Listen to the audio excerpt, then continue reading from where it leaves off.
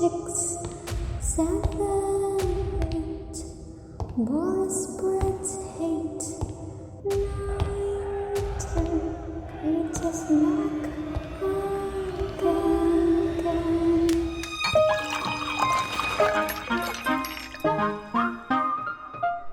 Hi everyone and welcome back to another Sunday Roast. We have wonderful guests once again. Start off with Steve. Steve, can you tell us a little bit about yourself for those who haven't seen you before?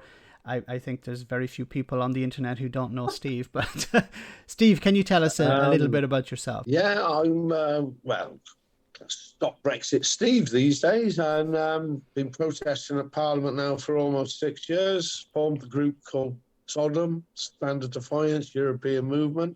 It was a great acronym, so I had to be Sodom. Great to have you back once again. Lisa, can you tell us about yourself too? My name's Lisa. I live in Spain. I am vice chair of the citizens' rights group Bremain in Spain. I also sit on the National Council of European Movement UK, and I'm a contributing writer to Yorkshire Bylines. Fantastic. Alex? Author, historian, lecturer, and YouTuber. Political X is where you'll find me on YouTube. And my excellent co-host, Max. Thank you very much. My name is Max. I run the Robespierre channel. I talk about British politics and Brexit in particular. I was just catching up on your interactions with the new Welsh secretary. I was a bit wound up when I saw him because 10 minutes earlier, the police had seized my amplifier. Davis, Welsh secretary. Whose ass did you have to kiss for that? After that. And the last time I saw him, he told me to get a proper job. Get yourself a proper job, you loser, because you're going to be out of office soon. Don't square up to me, Mr. Davis. You're threatening me. No, You're bullying me again. You're bullying me again. I said, get yourself a proper job. Get yourself a proper job, you loser. He might need to get one in the next election. He will definitely need one. But it's amazing how they're promoting all the ERG from within the party. It is. Because David Davies, Monmouthshire story, he has no qualities whatsoever. As an MP, or he's very dubious as a person as well. As a fellow Welshman, Steve, I am on your side with that. He's against devolution. Just another person who's just treats the devolved nations with a bit of disdain, I think. Gets on my goat as well, Steve. So independence was never really thought of as an option for Wales until recent years, and the independence movements get stronger and stronger and stronger. Whether Wales could do it on their own is another thing, but I've always thought we could have like the United Celtic Nations, and kind of leave England on the side and we could all join the EU. Well, it's something that has been highlighted as an issue before, that there is the possibility, a sort of loose partnership between Scotland, independent Scotland, Republic of Ireland, which will be united as part of the EU, and then maybe Wales as well. So yeah, it's not something, it's not pie in the sky, but it's certainly something that's been talked about before. And and when it comes to Welsh independence, I think if Scotland becomes independent, definitely it'll give Welsh independence a shot in the arm.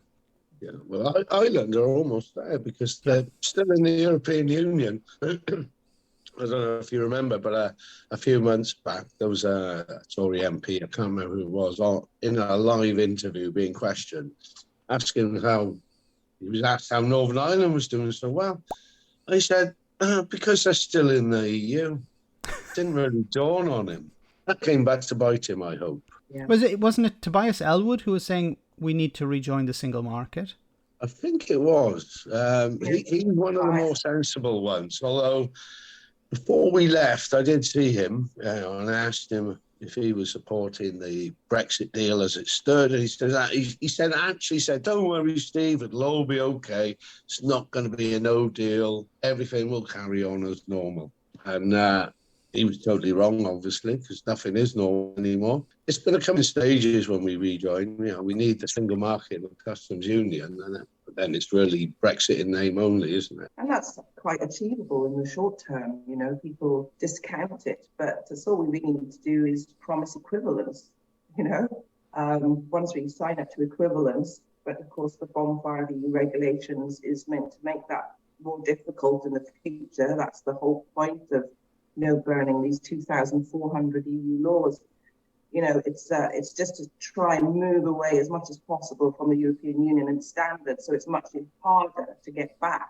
But I was glad to see today that Rishi Sunak is saying he's not making it a priority because he realises the amount of, you know, civil servants and people who are going to have to work on it. So fingers crossed we can put a bit of pressure on them not to go ahead. And I see they're also asking for written evidence now, the parliamentary committee. So I'm sure there's groups, you know, that we will be trying to submit evidence if we can, trying to find some experts around EU law. You know, I'm also on the Council of European Movement, and possibly I'll bring that up with them as well. If they can do some sort of campaign, get some experts together to start, you know, really throwing some evidence into the Parliament committee to see, you know, just to prove how bad this is. You know, I mean, there's aviation laws in there, workers' rights, just to let them disappear without scrutiny is just crazy. It's, you know, it's unbelievable, really. It's just damage. It's expensive for businesses. They don't know what, you know, what they have to change, what new rules there are, what ceases to exist. It's terrible for the environment. So yeah, I think that's going to be a big thing coming up soon. But you never know whether they're just saying it to create the backlash, you know, is just, and how serious they really are about doing it, because it does just seem so ridiculous. It makes no sense, you know. So are they just saying it to get us all wound up and, you know, create this furor, another wedge issue, you know? It's hard to say. I think it's a case of there's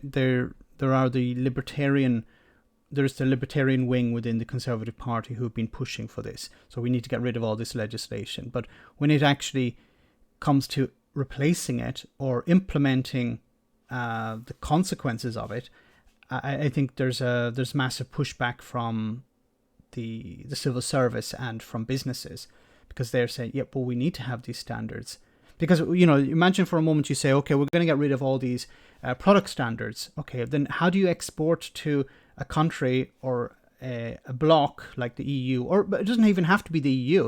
It can be, for example, to the United States. If you're exporting to the United States, they'll require certain standards. So you need to implement those standards. You know, you can't sell stuff without any level of regulation. There's this, you know, there's the libertarian wing within the Conservatives, the Brexiteer wing, who just want to get rid of all standards. Say, let companies, I think was it Jacob Rees-Mogg who was saying that we're going to allow businesses under 500 employees, there'll be no business regulation. It's like, yeah, we can, business. I mean, you know, I'm a business owner. I have a business based in Oxfordshire, and 14, 15 employees. You know, I don't want no regulation, you know. I mean, I want regulation. You know, them to say to me, oh, you don't have to adhere to any health and safety laws, you don't have to, you know, train your staff, you know, on how to cut a box open. I know it sounds ridiculous, or lift boxes, or use a forklift. I mean, that is the sort, you know, why would anyone want that? You know, unless we're a greedy employer who just wants to use your staff as, you know, just there to make you money. But even as you said, it's like it's even bad for the employers, because what if you hire somebody who's not qualified to drive a forklift and they crash it into merchandise or have an accident with another employee? Those people are off work, they're in hospital, they're not working. It's not good for businesses. It's better to have higher standards. It's once again this utopian, libertarian utopian dream of we just get rid of everything and we can be free to do whatever the hell we want. You just have to look what they've done with the chemicals regulation. You imagine that as, if that was the whole picture.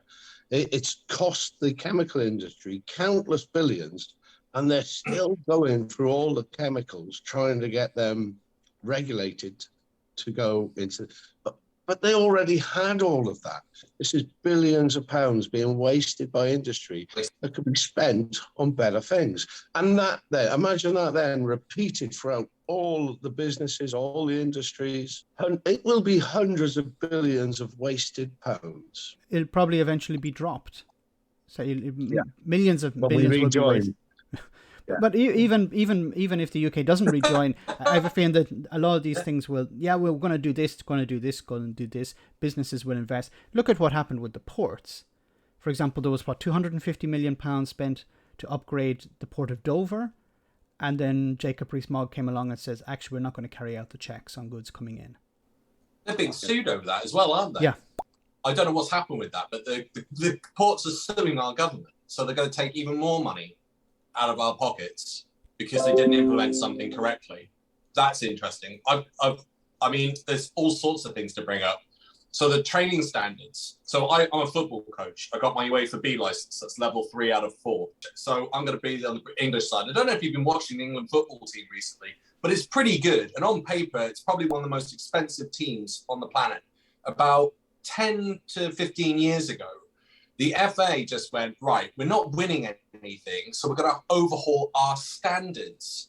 And they absolutely jacked up what was expected of you to be done within your training sessions. So you go from teaching one person a skill to running, 11 people to 22 people on a pitch and how they're meant to move and organize themselves in certain situations. If you didn't have that training, if we were just like, there's no standards, do whatever you want, we wouldn't be, that was the position we were in before we've now had the standards. Now we're starting to reap the benefits out of our academy system. The government's they obviously haven't got a clue about that. And why would they? They don't know anything. Like, I've been saying this now for about 2 weeks. I think they're not only incompetent, I think they're ignorant, and they're deliberately ignorant, which would make them stupid. That's my definition of what stupidity is. It's deliberate ignorance. And Steve, you're right about chemicals. Just to duplicate stuff. The EU have just also done a thing on cables. They're going, right, we can see 14 billion is being wasted on having multiple cables. Let's just have one. And it's like, there's an element of like, if we standardize it, and there's a more interesting thing with the Conservatives in all of this. If we standardize everything, we cut waste, but you can lose innovation as a result.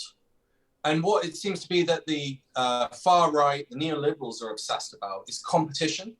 This core concept of competition and competing about everything. I heard it with Richard Tice. He was like, it was great to compete over the vaccines. It's like, really? You wanted to compete over vaccines? And there's an element of like, they don't know their history. World War I and World War II are essentially about competition between nations. And the principle of the EU is to get rid of that competition and make it more beneficial for everyone to work together.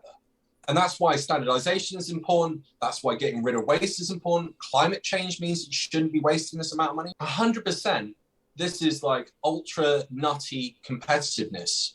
And elements of it even go far back to the Victorian period. You can read about the Derby family who were like telling the government, we shouldn't have standardization. We should be allowed to employ anyone we want with whatever money we want. And you read what they were doing at the time in the 1800s and you're like, oh, wow, they were locking people up in rooms because they were badly behaved. Build toilets, but they'll minimize the standard of the toilets. And the only reason they built the toilets is to make sure people weren't going outside and wasting time. They're not doing it for their benefit. They're not. And these people claim they were Christians as well, like devout Christians. And you're like, you're clearly not. You haven't read the book. Like, you are on a complete tangent with it. And you're literally abusing people. And you're demanding that you be allowed to continue that or have child labor. I could see the government doing all this. I'm Nick Raab. I'm the author of The Assault on Liberty, and I'm a Tory. I don't support the Human Rights Act, and I don't believe in economic and social rights. I mean, go back to the EU cables thing. I mean, I think it's brilliant. How many cables have you got in your house from different phones? Just on an environmental basis alone, on a cost to consumer, it's a wonderful thing. And Apple have said, oh, well, we'll just do it. We'll have to. We've got no choice. And you do find that with European Union policy, it's very focused towards the citizen, towards the consumer. It does, Brexiteers' idea that, that this EU it's this big bad thing, and it's all about our unelected, which is obviously untrue, people at the top. Fundamentally, it does focus on what is best for the citizen, and that is only a good thing. That's something that we can see is definitely not happening in Britain at the moment. All the policy is in favour of business, free markets, neoliberal ideas, moving away from safety, away from standards, which obviously will affect the consumer and workers and things like that.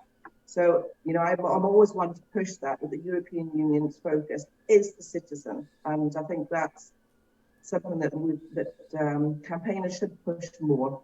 Their policy is really based around what's best for us, the conference on the future of Europe, all of that kind of conversation that they're having as well about the future and the environment. And I'm kind of proud to be a European Union citizen, obviously. I'm going to put my devil's advocate hat on. Alex, you actually need to get a hat with devil's advocate written on it, because you put this hat on so often, so we need to get you a hat. Mike Lynch and Ed Dempsey are saying that the European Union are attacking trade unions. What's everyone's thoughts on that? They said it's like stripped loads of rights away from unions. I met Mike Lynch up at the Labour conference, and we shook hands. I said, look, I can agree with the way you handle the media and everything, but on Brexit, I said, you're totally wrong. And he said, well, we all have our opinions.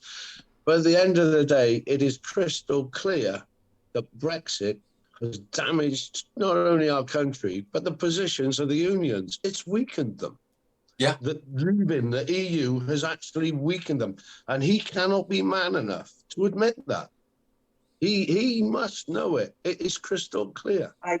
Some people have said that, the trade unions, there's a lot to do as well with government supporting business with aid. That was one reason why the trade unions were opposed to Brexit, because there are levels in place, that you can't support business too much with government money and things like that. But I don't know whether this part is true, but the EU employment law is becoming more and more extensive all the time, with more and more protections to workers. If it's all in law, what are the trade unions there for? It does diminish their role slightly. Now, whether that is something to do with it or the main part, I don't know. We would maybe have to do a little bit of research on it as well. I think it's important to look at the rhetoric as well. So what Mick Lynch said he was talking about anti-union laws, not anti-worker laws. So it's important to note that the EU has a minimum standard or minimum standards for worker protections, but not union protections. Now, now maybe it's just semantics here, but I think what he was talking about is how, and as Lisa has said, that there is this focus on the consumer. So there's an idea of keeping prices low, for example, when it comes to for train tickets, things like that. The EU doesn't get directly involved in these things, but there is this idea of stronger consumer protections, and perhaps this is where there's a conflict with the trade unions, because the trade unions want stronger protections for maybe better conditions for workers, but this would require maybe state intervention, and there's conflict with state intervention with the European Union. It isn't illegal for member states to have to buy private companies or the rail network, for example. I think it is in Germany, the rail network is owned by the state, but for example in Scotland you have the water companies are owned by the state. So there isn't this idea that it's against EU legislation to have state intervention or for the state to run utilities. Which is something that you hear sometimes from both left-wing and right-wing Brexiteers, that the EU blocks nationalisation. And it's not so much the EU blocks nationalisation. It says, no, you can have nationalisation, but you also need to allow private companies the chance to bid for contracts. So if the state buy the railway company, there's nothing wrong with that. It's just you have to have a level playing field, you have to allow private companies to do the same. And I think that's what people like Mick Lynch are against. They would prefer the private companies can't get involved, and this is why he's against. And I don't want to put words in his mouth, because it'd be better for him to defend this himself. But I think this is what his angle is. He wants the state, not private companies, to be involved in these things. And look, and when it comes to certain things like healthcare, I think we should have only the state involved. I'm not a big fan of having private companies, but you can have private companies when it comes to pharmaceuticals, things like that, because they're the ones with the deep pockets. But we've seen, for example, during the pandemic, how the state demonstrated its ability to roll out the vaccine, to develop the vaccine as well, with private companies as well. For the EU, it's about worker protections, it's not union protections, and that's a big difference, I think. Yeah, it's interesting you bring up the medical side as well, because I heard some American Harvard professors doing research into all of this for the pandemic and going, if you've got a state-run system, it's all unified, which means that dealing with a pandemic is better. Yeah. And literally, we've got that as evidence, not with the UK government. I mean, 200,000, unfortunately have passed away as a result of a large part of the incompetence of the UK government. But for example, in Vietnam, I think in the first year, they only had 7 deaths. And they are similar populations, similar geographic, but one big difference is, do you know where the majority of their tourists come from? Europe? Nope. United States? No. I've got the clock going and the countdown. Australia. No, closer, on their border, north of Vietnam. Oh wow, I'm gonna go and speak to all your geography teachers. Yes. This is unacceptable. China. China, yeah. I was going to say I grew up in that part of the world as well, and now I don't. I was going to say China, but then I was like, no, I better not embarrass myself. Yeah, it's China. It's China. But Hong Kong was the same. Hong Kong had a few hundred cases and hardly any deaths, and but then they went the opposite way. For being COVID-free almost for a very long time. All my friends there were just going crazy nuts with the regulations. Towards the end, you couldn't have a gathering of 2 people outside last year. Everyone had to be 3 weeks isolation in a hotel. So traveling in and out of the city, was very, very difficult. And in the time where they kept cases very low, what they didn't do was push the vaccination program. So when Omicron came, the more contagious variant, it started to rip through. And only about 50 or 60% of over 70s were vaccinated. So they started to see all the deaths, right? So they almost wasted the year and a half, 2 years where they were almost COVID-free and had no sense. So, and this is Hong Kong. This was Hong Kong, yeah. And of course, it's run very similar to the system they were running in China. So extreme lockdowns. You were initially put into government isolation facilities, and sometimes your family members. But I don't think Vietnam were quite as authoritarian about it. I think they did have a far better system. Basically, if you flew in, at least according to the Harvard professor I was listening to, if you flew in, you had to quarantine for 2 weeks in state-owned hotels. And within those hotels, you're obviously in a room, but you get full service. There's a TV, a bathroom, etc., and everything. And you don't pay a penny. So it's all there and ready to go. And it meant that the rest of the population could carry on. And obviously, if there was an outbreak, which I don't believe there was in the first year, they were able to deal with it. So I was like, wow, we could have done something similar with that. We had the NHS, because that's what the professor also stated. I can't remember his name, but he said, if you've got a state-run system like the NHS, this is actually quite easy to implement. And it was just interesting because Grant Shapps, who's now back in government, was quizzed on this, being like, why have you not done anything at the airport? Grant Shapps has literally done the opposite of the world as Transport Secretary. He has done nothing. I would ask him what on earth he's been doing for the last 9 months. No airport testing, screening or measures since the pandemic began. None. No temperature checks, no health assessments, no flight restrictions throughout this entire pandemic. No measures to have air travel actually acknowledge we're in a pandemic. The lack of measures has contributed to the worst death toll in Europe, and he detailed what every other country has been doing. So I coincidentally went through the airport. I went through Gatwick, I think in the first official lockdown, and I'd gone from Norway, and it was chalk and cheese. Norway, everything spread out, guards had got masks on, there were hand sanitizer units and everything. Flying to Gatwick, total chaos. No one's being separated in terms of space.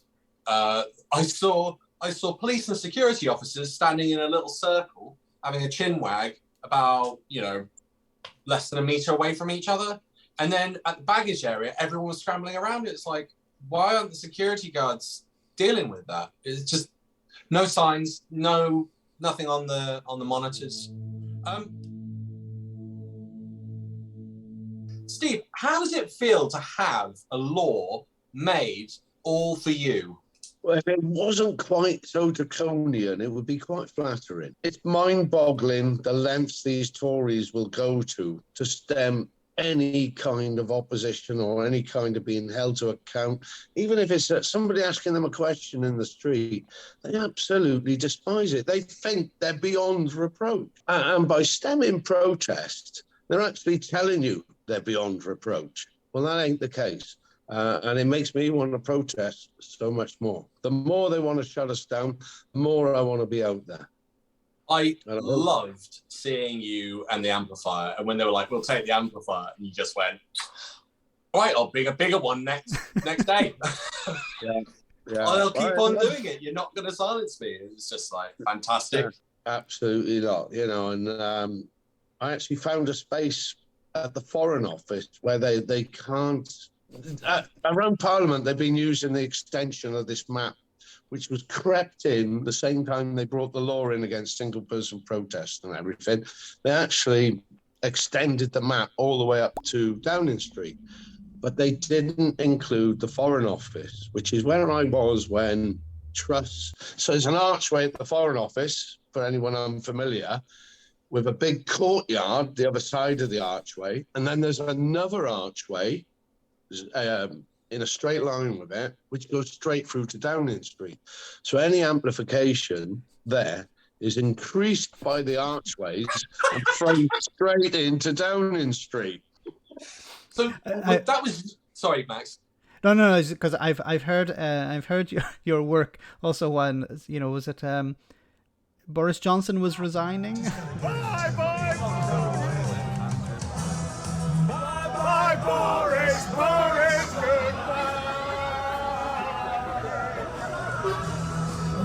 Bye, Boris, goodbye.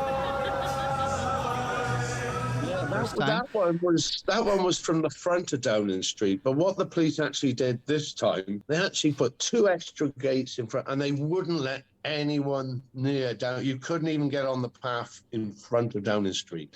So I just headed straight to the Foreign Office then, which was actually a double bonus. Because of the way they'd gated Downing Street, all the ministers were coming in via the arch at the Foreign Office. And I'm literally 3 or 4 yards from their cars with the megaphone as they're coming in. How do they react to the giant megaphone being pointed at them? Could you see their reaction, or? Some of them had the nerve to just wave. Yeah. A lot of the time, you should see their faces lit up because although they got the darkened window, they're either on their phone or the laptop, and that actually lights the face out, and you can see who they are then. Was it you that was playing the Killers song, Dick to Riot, when Liz Truss was resigning? That was actually the Kaiser Chiefs. Kaiser Chiefs, sorry. Yeah. Oh, and okay. it was because I only had the 1 amp, and that was actually the way they recorded, the way I've saved them on the stick. For some reason, that was the loudest track, and the others weren't quite cutting through. But I believe in Britain. I believe in the British people, and I know that brighter days lie ahead. Thank you. But apparently I heard that Sunak was a bit of a Star Wars fan. So I tried to time it as he was driving it down the street. All I can hear is claps or whatever, you know, from the other side of the arch from down in the street.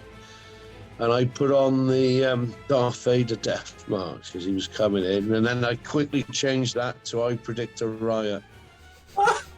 The other one, which was amazing, was also seeing Bye Bye Boris being played and seeing that the Good Morning Britain presenters. It was clear that Rishi Sunak was not willing to deliver. Sorry, where's that come from? Is that? I don't know. Are we about to do karaoke? I think it must be a new Downing Street. Is it? Go away. Oh, it's Steve Bray. It's not the Steve latest Bray. Steve Bray protest, Oh my God. isn't it? Come on, Steve. I think the one that really went viral, which was just amazing, was Fight for Your Right to Party.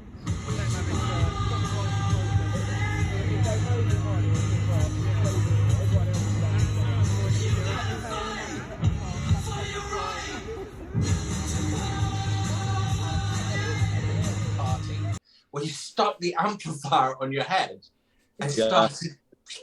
I assume that's part of the reason for the hat now, is it's extra support.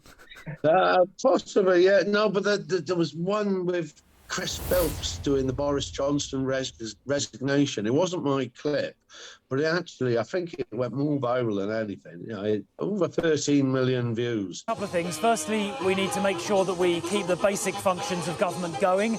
That's really important. There are, for example, no ministers in DfE at the moment. That needs to be sorted out. Secondly, I think we need to try and select a new leader as quickly as we reasonably can. And obviously, we need to make sure we make the correct choice, but we should do it in a reasonably quick time. In terms of Boris staying on, the convention is that the outgoing Prime Minister does carry on. You know, the time Susanna Reid and Ed Balls were doing that little dance, there was also another video from the same time, from the same actual playing of that went viral. And that was an LBC interviewer asking a Tory MP about Boris. He says, I just think he should go. And he just fitted with the music so beautifully. If the vote of confidence happened today, do you think he'd be ousted? Yeah, I think that's probably likely. And lastly, what's your message to Boris Johnson? If he was here now, what would you say to him? I think the Prime Minister needs to go, yeah. And it is with great sadness and regret that I say that, because I think Boris has achieved a lot in his time. I really do. Well, on that note, I think we should yeah, sorry about end that. it. It's all right. It's about time they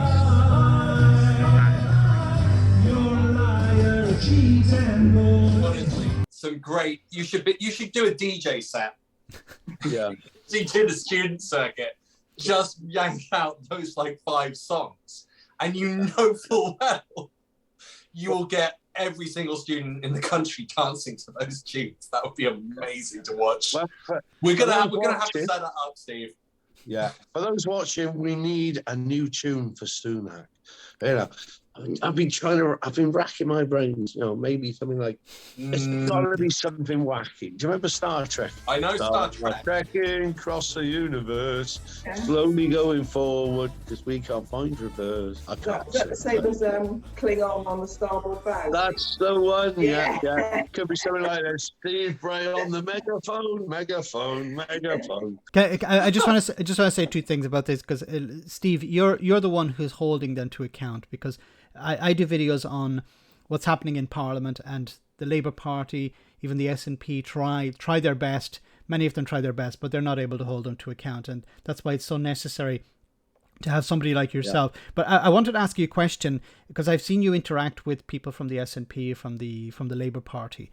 If Labour come into power, I don't know if any of them have spoken to you about this, but are they planning to repeal some of these laws, hopefully? It's an odd subject, because prior to Keir Starmer saying we're not going to rejoin the EU, we're not going to rejoin the single market, we're not rejoining the customs union, all the Labour MPs I spoke to, including shadow ministers, they were all for rejoining. None of them were saying, we don't want to rejoin. And when you talk to the members attending the parties, it was an 80% rejoin. This is even when Corbyn was leader. It was 80%. You had the far left, equally the far right. Obviously, they don't want to rejoin. But since he's come, I've often said that a leader should concentrate on telling people what you are going to do, but not what you're not going to do. He could say, I'm not going to fly to Jupiter. It doesn't make any difference. But saying he needs to be more positive, to say, all he had to say was, I will do the best for the United Kingdom as leader of the Labour Party, whatever it takes. Fine, end subject. And he's not doing that. He's boxed himself into a hole, hasn't he? To be honest with all that. But it's not a question of if Labour would win. Labour would win. Even if Miggy was Labour leader now, Labour would still win the next election. It's guaranteed they're going to win the next election. But we need proportional representation, because this first past the post is absolutely... We've reached the top of the pyramid and we're on the way back down. And the only way from here is down with these politicians at the moment. The calibre of politician we have got now to what was around in the 70s, 80s, 90s is so much poorer. That's why we're in this mess. This is a Brexit problem that I don't think can be resolved unless you rejoin. Lisa, you've got a background with Hong Kong, and obviously we're talking about protesting. Yeah. Like, what's your views on this? And obviously, to give us some context about Hong Kong and what's been going on over there. I don't know if you've got a lot of friends in Hong Kong. I went to school in Hong Kong. I moved out there when I was 10. I left at 19. And it's an incredible place. It's a wonderful place to live. But the crackdown has been coming a while. It started, I was in Hong Kong when Thatcher signed the Joint Sino Declaration, and which meant that Hong Kong was going to go back to China in 97. This was only in 84. I was 14 years old. I remember the fear in my friends, in the city. It caused an immediate brain drain. Everyone was grappling for passports, because people were born in Hong Kong, had Hong Kong British passports, and there was a huge amount of fear.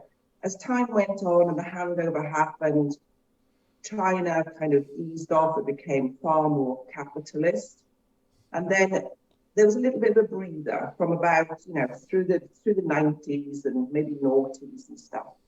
But it's just got worse and worse. And a few years ago, anyone who spoke up about the state started to maybe disappear. Now it's gone to a level where it's scary. And my friends who have lived there, were born there all their lives, are leaving. I know a few of them have come back to the UK. You just cannot speak out against the state. They won't even put anything on Facebook. And it's very, very worrying. So, for example, with Bremain in Spain, we're a pro-democracy group. If Bremain was to work with a group in Hong Kong, that would be illegal. Oh, wow. If I worked in Hong Kong, I could be arrested. Wow. Anything to do with democracy, independence, a lot of the leaders of the pro-democracy groups have been arrested. So it's really scary stuff. And it's more scary because, unlike in Britain, at least we can shout and rave and bawl about it still without fear. In Hong Kong, you can't. You've segued beautifully there for me, Lisa. Because I was going to say, how are you finding the protest restrictions that are happening here in comparison to what you've seen there? Because obviously it's a gradual thing. It's exceptionally worrying because they're trying to. It's very authoritarian. The protest bill is really authoritarian. Even just for being assumed that you might lead a protest, you can be arrested. You can have an electronic device put on your leg to monitor your movements at the arrest, and so can your fellow protesters. Madam Deputy Speaker, this House criminalised the freedom of protest. It is absolute nonsense, Minister. The idea that in this country we are going to ankle tag someone who has not been convicted in a court of law. And what was really the first sign for me is when, like Steve was saying, in the zone around Parliament, as far as we can go back in history, that's where people went to protest. If you can't go to outside your own parliament to protest, where can you go? And I think Steve, has found this banning him from that area is just part of what they're trying to do. And I do think it's going to get worse. And I think we have to really stand up against it. They're going to crack down on trade unions as well. It's all just to avoid any scrutiny or any opposition, any voices that, are not on their side. And I think they would remove our right to protest at the drop of a hat if they could. And I think we have to be really, really careful about it. How are you feeling about the climate change protesters? I'm going to ask all of you for your opinion on that. Like, what are your thoughts on that, Max? Because obviously, like, everyone here seems to be defending the right to protest. They're using direct action to create their message. So I think there's one big problem with the protests that we've seen where people have poured tomato sauce and stuff like that on works of art. Is the what's actually reported in the media and in the media report, because this is another problem where the media has been so profit driven that they're looking for clicks, they're looking for likes, and what you're starting to see is you're seeing headlines that grab people's attention, and that most people don't actually read the headline. They just read the headline, they don't read the article. And then they share it on social media, and that's exactly what the media outlets want. Because it drives revenue, it drives advertising revenue. And actually, what's happening with these protests is that they are pouring tomato sauce or whatever on these paintings, but they're protected. There's a glass screen to protect the artwork, and this is not really being. It's reported if you go into the article. If you go down deep into the articles, they say yes that no damage was actually done. Now, people will criticize the protests, but the goal of the protest is to highlight that there's a protest first of all, and it's succeeding. So whether the tactic is correct, I don't know, but it's achieving its goal. It's getting people talking about the protest. Now, the problem I have is that people are not talking about what the protest is about. They're talking about the protest and not what the protest is about. So I don't know.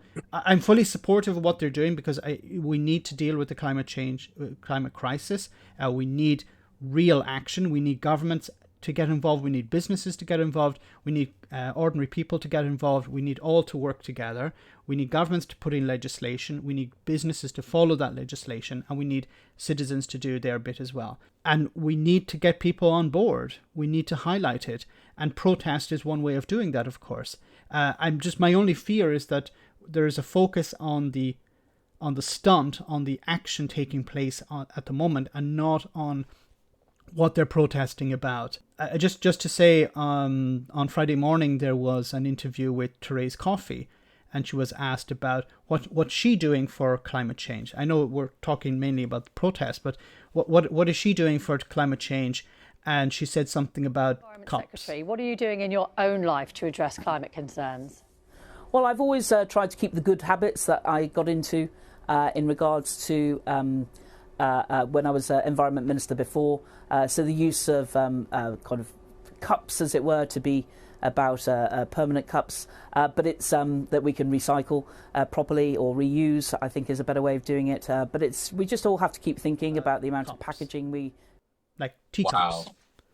Wow. So that didn't go very well. Anyway, so yeah, for me, we need to do something about it. I fully support the right to protest, and I understand the value of these types of protests because it grabs attention, but it seems to be the focus is just on the stunt and not actually on the core protest, the core issue. Steve?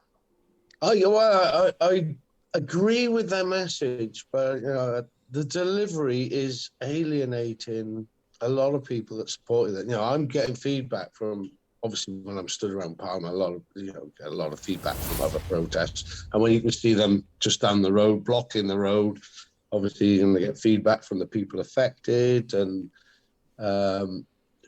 it is a tricky area. Now, personally, I'd be buying shares in the oil companies, minimum amount. I'd be wanting to get into their annual general meeting. That's where I want to be disrupting. That's what I would take it to the heart of those that are doing the damage. Those people that are trying to drive to work. Yes, they're driving a car, but they need to get from A to B. Did you dress as a KGB army officer? I actually did dress as a tank commander. Yeah. This was more in relation to the Russian money donations to the Tories from oligarchs and the Russian interference in the referendum. So we actually had a banner saying, let me think what it said.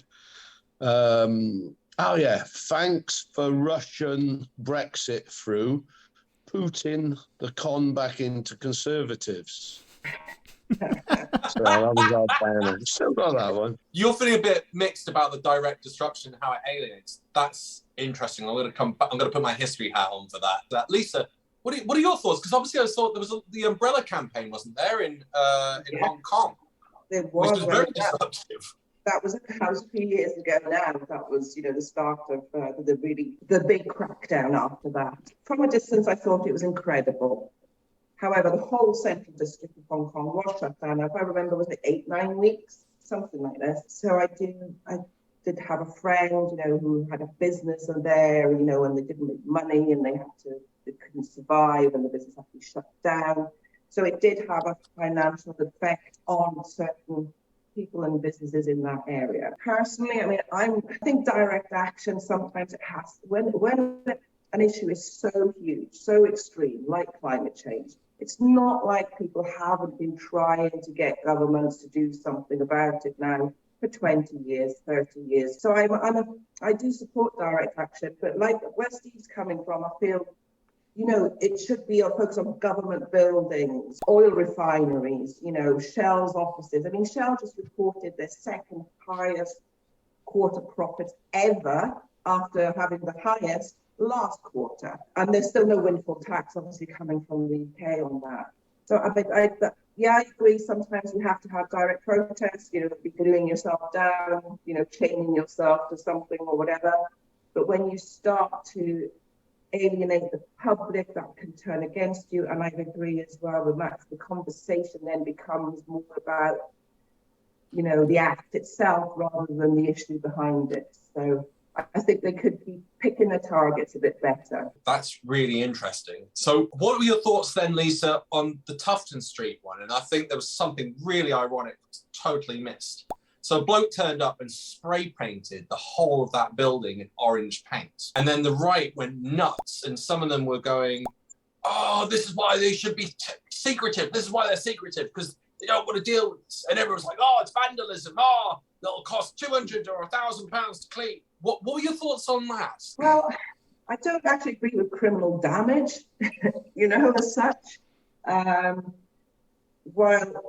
Tufton Street itself, yes, they are secretive. Their donors are secretive. Their funding is secretive. And they have just certainly, the groups within that building have really damaged our democracy. However, criminal damage, I don't agree with. I think you have to try and stick within the parameters of the law with protest as much as you can. Add something to that. Yeah, please. So I was at the Foreign Office during Sunak's acceptance to Premiership speech. We then saw on the news that Tufton Street had just been sprayed. We were there half an hour later and it was almost cleaned off totally. There was a guy there with a jet spray, hosing the whole thing down. It was back to normal within an hour or so. So it wasn't really anything, to be honest, by the sounds of it, if that's the case. As long as the paint they used was environmentally friendly. Yes. But washable paint. It was cleaned within an hour. They obviously were expecting it. They had something on a contingent on standby. They must have. So everyone on the far right was saying about the vandalism and the damage to the property.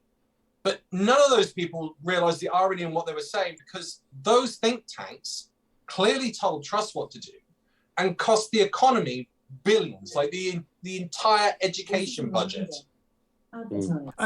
I've called them economic terrorists. These think tanks are economic terrorists because they look at what they have done. They have told Kwasi Kwarteng what to do. Kwasi Kwarteng has done what they told him to do, and look at the consequences of that. 65 billion to 100 billion pounds pumped into the economy, not into the economy, into the markets to prop up the pensions. Where is that money gone? Will it be returned? No, it won't. It probably won't. How many I don't know, cans of tomato sauce would that buy? To pour on top of a building, that's washed off in an hour. Like as you said, the entire focus is if they care about terrorism, if they care about vandalism, then they should care about the damage that these people have done. But it almost feels like, and I'm going to take an Eddie Izzard quote here. It almost feels like we can't handle that number. Like, it's hard for us to picture a million, nonetheless 65 billion. And it's almost like, you lost 65 billion in a day. Oh, well done. That's impressive. So I'm going to put on the history hat here. So what's everyone's thoughts on Dr. Martin Luther King Jr.? I mean, you all have some level of reverence towards him and look up to him. He's got a national holiday in the States. Yeah. What if I said to you that most of their direct action can be associated, linked, and replicated by Dr. Martin Luther King Jr. in the States? And the really interesting thing that I find with all of that is that President Johnson, no relation to our awful Johnson, watched the March on Selma. It's a march that blocked motorways from Selma to Montgomery. And Dr. King was at the lead of that, along with, thousands of others. And it blocked the road. Nothing could get through, totally disrupted everything. And they did it 3 times until President Johnson stepped in and said, you know what, let's get this legislation passed. And the legislation related to voting rights and the Voting Rights Act. So it basically said everyone's got the right to vote because there were restrictions on voting, like you had to do a literacy test or you had to pay a certain amount of tax to be able to vote. And I'm looking at this government and I'm going, you're literally the antithesis of that. But the big difference is that was really disruptive. It kept happening.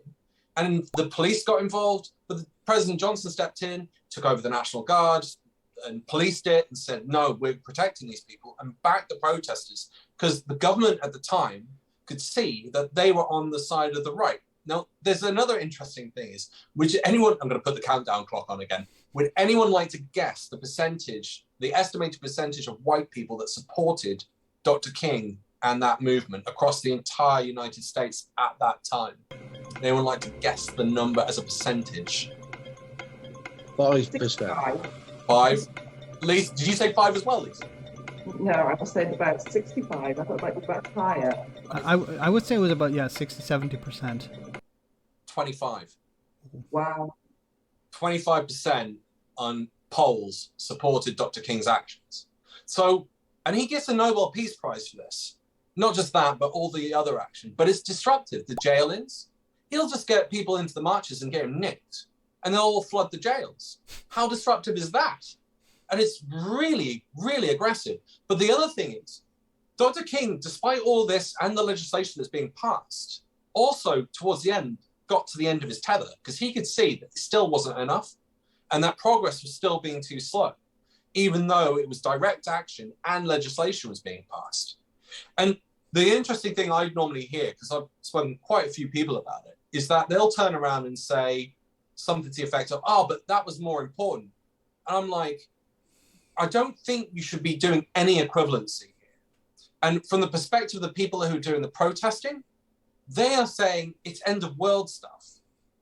And you're trying to say that's less important. And I wouldn't want to make the comparison. I think it's a stupid comparison because they're both important for very, very different reasons. So I'm like, well, if Dr. King gets a Nobel Peace Prize and is backed by the President of the United States, and it's as disruptive as what the climate protesters are doing, and very similar, why are our government not backing them? What is their issue? And I'm starting to go, I think they're on the wrong side of history. That's how I'm looking at it. Any thoughts from anyone on that? Well, we need to look back through our history to see what succeeded. I think there were only a couple of thousand suffragettes. Yeah. Now, that was a lot of direct action. Many of them were imprisoned. Many of them went on hunger strike whilst in prison. One died under the King's horse. but they got the result, that they got the vote for women, which was what they wanted. It was a struggle. I don't know how many, I haven't looked at the history of how many years they struggled to get it for, but certainly through the reign of King Edward VII. But direct action got the result there. And if they were around today, they would be locked up as terrorists. They would be classed as a terrorist organisation. So with Dr. King, yes, under what they're saying, they would nick Dr. King. That's telling.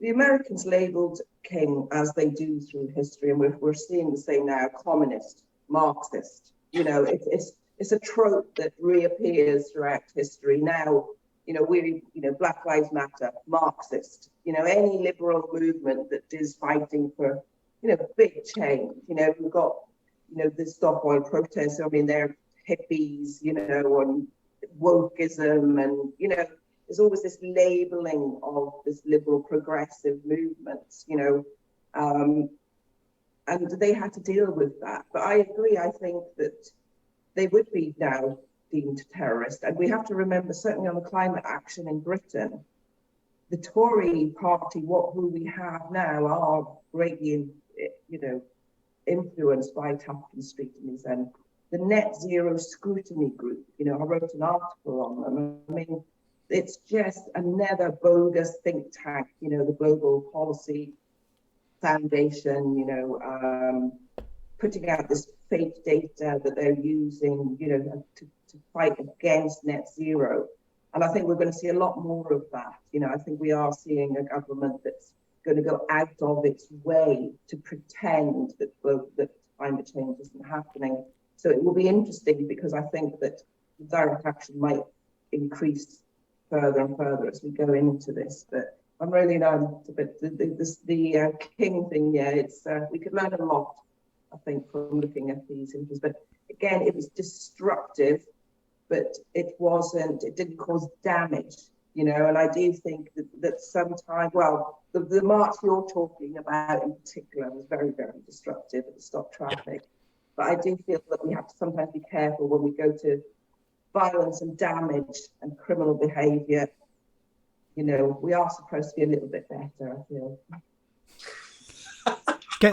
I just want to say something on that. Maybe Alex, you can confirm if it's true or not. But if we look at some of them from history, there was always an element, you know. So there was the protest inside and outside Parliament.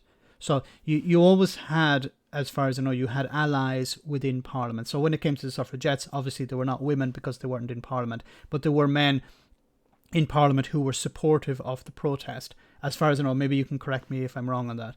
And then if we look at Dr. King's protest, there were Democrats or maybe there were Republicans at the time in Congress who were supportive. So I think it's important that whatever protests are taking place, that there are people also within Parliament, that it doesn't become it's just people on the outside that just need to be ignored. There also have to be voices, and I don't know if they have to be coordinated, but they have to be linked in some way, that there is a voice in Parliament, you know, amplifying what's happening outside as well. Not necessarily. Not through history. I mean, you could look at the Peterloo massacre. There are always advocates, and there are people that can put pressure on government, and they can have direct action on government. But I'm aware of people within government that were like, yeah, these guys are insane, don't listen to them. I mean, if only 25% of the white population in the United States is supporting Dr. King at that point, I mean, that's not many congressional votes. No. And so you're going, this is being led from the top, which is really interesting. So this is like presidents. So we've got presidents as far back as Truman. So that's like 1945 up until Johnson. So that's the 70s, you know, all advocating for it. But Truman's not being listened to. Supreme Court, this is another reason why the Supreme Court's important. They come out and start going, this previous legislation, these previous rulings by previous Supreme Courts are wrong. They need to be changed. So there's elements of that. And sometimes it's bottomed down, and I think that's the majority of the time, but you've then got to get people at the top to listen. I found it quite rare to find that, and a little bit surprising that at the top, actually I've got to include FDR as well, and his wife, Eleanor Roosevelt, the proponents. So 33 to the 70s, all these presidents are sort of at some degree supporting what was taking place within the civil rights movement. We can debate on the level, and we can criticize as well for some of the stuff they didn't. You can also look at the bottom of that and go, so they wanted to integrate schools. I think after passing legislation to say that schools have got to be integrated, I think in the South, like 13 states, only 5% of those states had integrated their schools with minorities and whites. So you're like, okay, that's interesting. And it says something. Just because someone from the top says it doesn't mean the base is going to listen.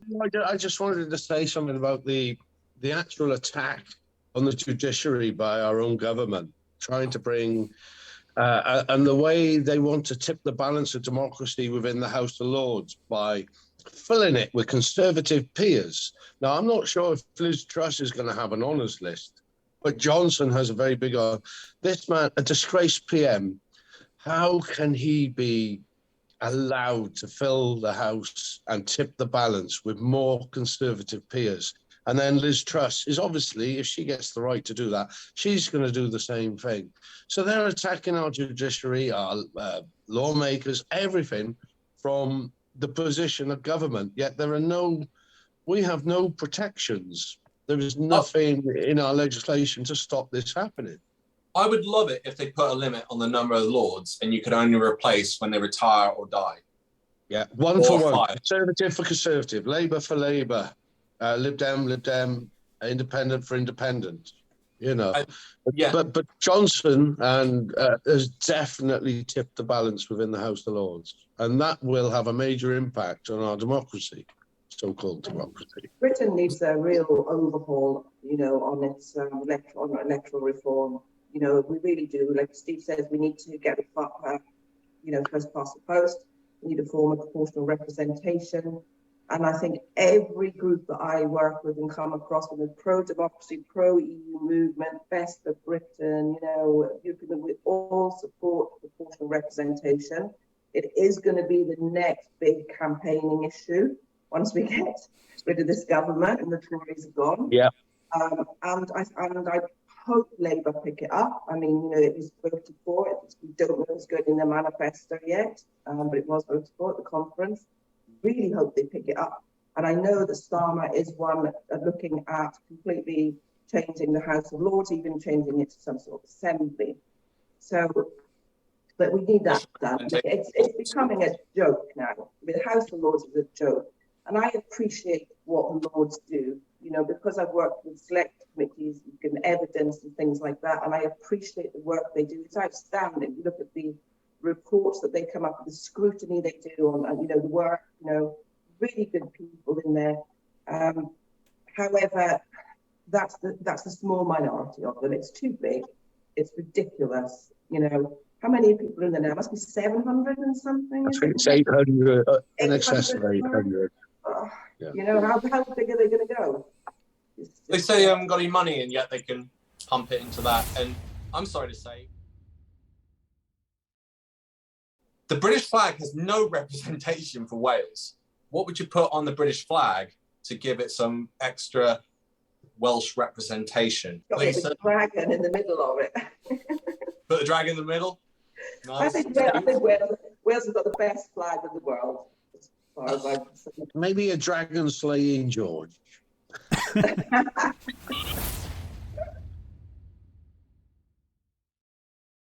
Children, Your Highness, foreign children, unique specimen abstinent creatures, very, very treacherous foreign. Which monster would you most associate with Jacob Rees-Mogg? It's got to be a vampire of some kind, hasn't it? The way he's very Victorian, riding his penny farthing around Parliament. I would say a vampire. Some kind of vampire. He seems undead, all right. Yeah. Yes. I guess, yeah. Would you all agree with Steve? Because I was thinking Lurch. I was thinking Lurch as well because he's really tall, but maybe vampire is more apt because of sucking the blood, of out of the economy. I think even the Grim Reaper, with that, what Halloween song would you associate with turmoil that we're going through right now, or film? How about Nightmare on Downing Street? Nightmare on Tufton Street. I'm not sure if it's a Halloween film, but I would probably go with Carrie or something like that. Yeah. I was actually thinking Scary Movie 3 or 4. So it's funny, but then you can only watch it once, and then it's it wears it. Not the first one, but some of the later ones where it's just run out of jokes. So the Conservatives have just run out of jokes. I'm sorry to say, we're at the end. Oh. There's No the end. trend on. Bye, everyone. Bye-bye. Bye. Thank you very much, everyone. Thank you. 1, 2, Nigel's coming for you. 3, 4, Brexit made us poor. 5, 6, right-wing politics. 7, 8, Boris spreads hate. 9, 10, greatest mark again. Is an absolute